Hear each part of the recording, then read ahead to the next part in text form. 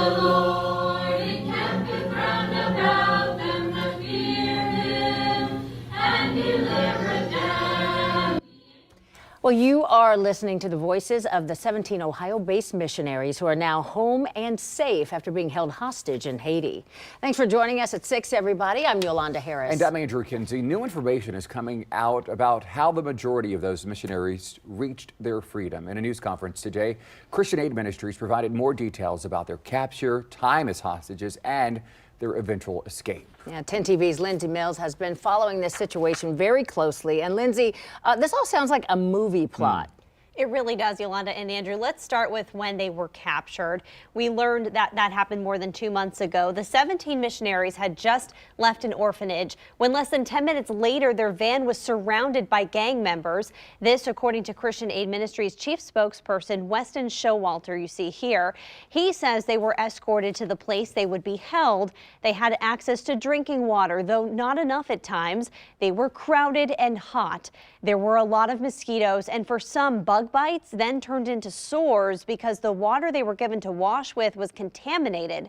They spent days praying and singing. Eventually, 5 were released, and the remaining 12 escaped less than 1 week ago. After a number of hours of walking, day began to dawn, and they eventually found someone who helped them make a phone call for help. They were finally free. And according to Showalter, they walked 10 hours until they found someone who helped them make that call for help. Today, Christian Aid Ministries filled in some of the gaps of information, and here's a timeline on how we got here. On October 16th, the missionaries were kidnapped after leaving an orphanage. Their van was surrounded, and they were escorted to the first of several locations they would be held.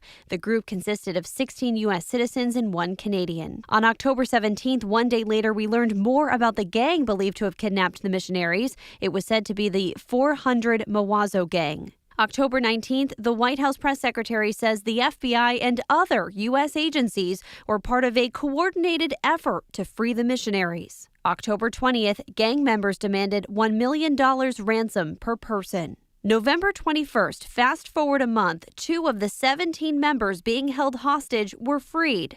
December 6th, 3 more were released. December 15th, according to West Showalter, the chief spokesperson for Christian Aid Ministries, the remaining hostages escaped in the middle of the night, walking 10 miles until they found someone who let them make a phone call for help. December 16th, it was announced the remaining 12 missionaries were free.